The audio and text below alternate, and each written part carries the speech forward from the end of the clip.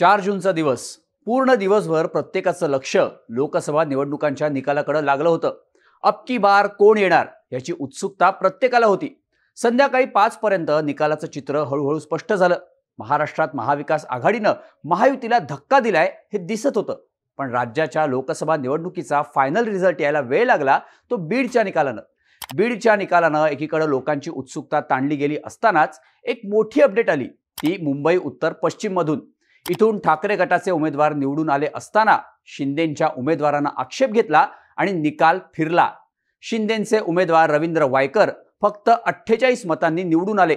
ग्रामपंचायत निवडणुकीच्या निकालात घडावं तसं काहीसं मुंबई उत्तर पश्चिम लोकसभा निवडणुकीत घडलं. पण या निकालातला सगळ्यात मोठा आणि इंटरेस्टिंग ट्विस्ट म्हणजे विजयी उमेदवार म्हणून घोषणा झालेले ठाकरेंचे अमोल कीर्तीकर हे नंतर फक्त 48 मतांनी पडले. त्यामुळे ठाकरे गटाकडून या निकालावर आक्षेप घेण्यात आलाय. ठाकरेंचे उमेदवार अमोल कीर्तीकर यांना चुकीच्या पद्धतीनं पराभूत केल्याचा आरोप करण्यात येतोय. याबाबत राष्ट्रपतींकडे तक्रार करणार असल्याचंही त्यांच्याकडून सांगितलं जातंय. मुंबई उत्तर पश्चिम मधल्या या निकालाबाबत अनेक अफवा आहेत. सोशल मीडियावर विविध प्रकारचे दावे प्रतिदावे केले जात आहेत. पण प्रत्यक्षात मतमोजणीच्या दिवशी काय घडलं, कोणते ट्विस्ट पाहायला मिळाले, अमोल कीर्तीकरांनी जिंकलेली बाजी कशी हरली, वर्ल्ड कपच्या सुपर ओव्हर प्रमाणे ठरलेल्या या सामन्यात रवींद्र वायकर कसे जिंकले याची स्टोरी सांगणारा हा व्हिडिओ. नमस्कार, मी शार्दूल आणि तुम्ही बघताय बोल भिडू. जेव्हापासून अमोल कीर्तीकरांच्या विरोधात शिंदेंच्या रवींद्र वायकरांना तिकीट जाहीर झालं तेव्हापासूनच मुंबई उत्तर पश्चिमचा सामना एकतर्फी समजला जात होता. विविध एक्झिट पोलनुसार इथून अमोल कीर्तीकरच जिंकतील असा अंदाज वर्तवण्यात आला. स्वतः रवींद्र वायकर देखील लोकसभा निवडणूक लढण्यासाठी इच्छुक नव्हते. लोकसभा निवडणुकीच्या तोंडावर एकनाथ शिंदेंनी त्यांना आपल्या पक्षात घेतलं आणि लोकसभेचं तिकीट दिलं. उद्धव ठाकरेंचे अत्यंत जवळचे अशी ओळख असलेल्या वायकरांनी शिंदे गटात प्रवेश केला. त्यांच्यावर भ्रष्टाचाराचे आरोप असल्यानं जबरदस्तीनं त्यांचा पक्षप्रवेश केल्याची चर्चा झाली. जेलमध्ये जा किंवा पक्ष बदला असे दोनच पर्याय आपल्याकडे होते असं वायकर यांनी जाहीरपणे बोलूनही दाखवलं होतं. तर दुसरीकडे ठाकरेंचे उमेदवार अमोल कीर्तीकर यांचं नाव पहिल्याच यादीत जाहीर झालं होतं. गेल्या वर्षभरापासून त्यांनी मतदारसंघ पिंजून काढायला सुरुवात केली. आपले खासदार वडील शिंदेंसोबत गेले असतानाही अमोल कीर्तीकर मात्र ठाकरेंसोबत राहिले. त्यामुळे कीर्तीकरांना इथे लोकांचा चांगला पाठिंबा मिळताना दिसत होता. वायकरांना अगदी शेवटच्या क्षणी उमेदवारी मिळाल्यामुळे त्यांना प्रचारासाठीही फक्त 13 दिवस मिळाले. त्यामुळे वायकर बॅकफुटला जातील आणि अमोल कीर्तीकर सहज जिंकतील असं बोललं जात होतं. पण प्रत्यक्ष निकालाच्या दिवशी धक्कादायक आणि नाट्यमय घडामोडी घडल्या आणि रवींद्र वायकर फक्त 48 मतांनी विजयी झाले. त्यामुळे या निकालाची राज्यभर चर्चा होते. आता प्रत्यक्ष मतमोजणीच्या दिवशी काय काय घडलं ते बघूयात. मतमोजणीच्या सुरुवातीच्या काही फेऱ्यांमध्ये अमोल कीर्तीकर आघाडीवर असल्याचं दिसून आलं. प्रत्येक फेरीवाईज त्यांचं लीड 1000 ते 500 मतांनी वाढत होतं. त्यामुळं अमोल कीर्तीकरांच्या गोटात आनंदाचं वातावरण पसरलं. पण जसजशा मतमोजणीच्या फेऱ्या वाढू लागल्या तसतशी इथली चुरसही वाढताना दिसली. सुरुवातीला एकतर्फी वाटणारा हा सामना अटीतटीचा झाला. त्यामुळे उमेदवारांसह कार्यकर्ते आणि पदाधिकाऱ्यांमध्ये तणाव बघायला मिळाला. 24व्या फेरी अखेर अमोल कीर्तीकर यांचं लीड 2424 मतांचं होतं. त्याचवेळी मतमोजणीच्या 2 फेऱ्या शिल्लक असतानाही कीर्तीकरांच्या कार्यकर्त्यांनी जल्लोष करायला सुरुवात केली. मतमोजणी केंद्राबाहेर फटाकेही फोडण्यात आले. कीर्तीकरांच्या विजयाच्या बातम्याही झळकल्या. त्यामुळं मतमोजणी केंद्रात आणि बाहेर गोंधळाची परिस्थिती निर्माण झाली.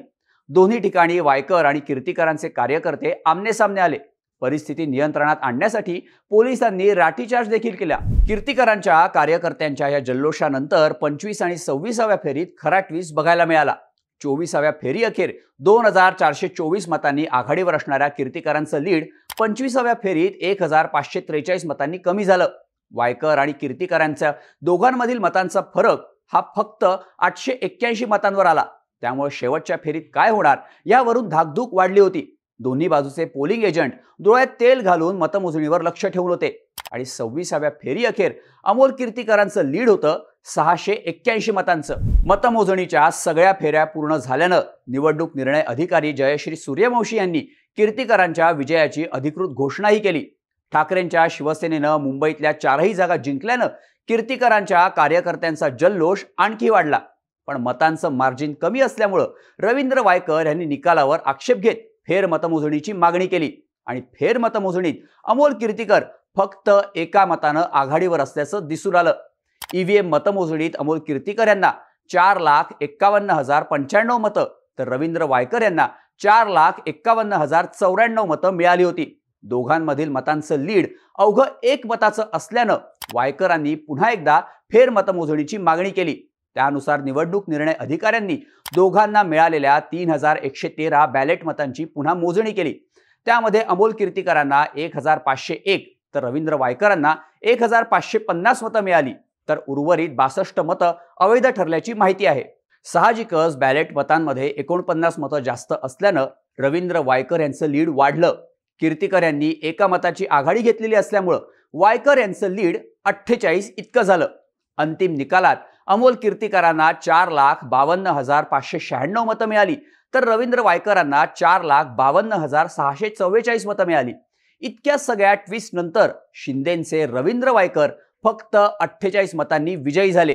पण फेर मतमोजणीत वायकरांना मिळालेल्या 49 मतांबाबत विविध मतप्रवाह आहेत. सोशल मीडियावर यावरून वेगवेगळे दावे करण्यात येत आहेत.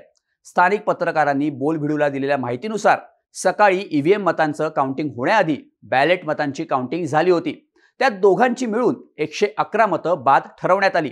ज्यावेळी दोघांची मतं इक्वल असल्याचं समजलं तेव्हा निवडणूक निर्णय अधिकाऱ्यांनी बाद ठरलेल्या 111 मतांची पुन्हा मोजणी केली. त्यात वायकरांच्या बाजूची 49 मतं वैध ठरली आणि हीच मतं वायकरांच्या विजयात महत्त्वाची ठरल्याचं सांगितलं जातं. तर काही माध्यमांनी दिलेल्या बातम्यांनुसार बाद ठरलेल्या मतांची फेरमोजणी केली, मात्र त्यातून काहीही निष्पन्न झालं नसल्याचं सांगितलं जातंय. आता या सगळ्या प्रक्रियेवर ठाकरे गटानं आक्षेप घेतला असून कोर्टात जाणार असल्याचं सांगितलंय. तसंच निवडणूक आयोगाकडे तक्रार करण्याचीही तयारी केली आहे. दुसऱ्या बाजूला अमोल कीर्तीकरांना असलेले आक्षेप लेखी स्वरूपात मांडावेत, त्या सगळ्याची लेखी उत्तरं दिली जातील अशी प्रतिक्रिया निवडणूक निर्णय अधिकाऱ्यांनी दिली आहे. त्यामुळे या सगळ्या प्रकरणात आता पुढे काय होणार, इथे पुन्हा मतमोजणी होणार की पुन्हा निवडणूक होणार, या सगळ्याकडे लोकांचं लक्ष लागलंय. त्यामुळे महाराष्ट्रातला मुंबई उत्तर पश्चिमचा निकाल चांगलाच गाजल्याचं दिसतंय. या निकालाबाबत तुम्हाला काय वाटतं? तुमची मतं आणि प्रतिक्रिया आम्हाला कमेंट करून नक्की कळवा आणि अशाच माहितीपूर्ण व्हिडिओसाठी बोलभिडूच्या YouTube चॅनलला सबस्क्राईब करायला विसरू नका.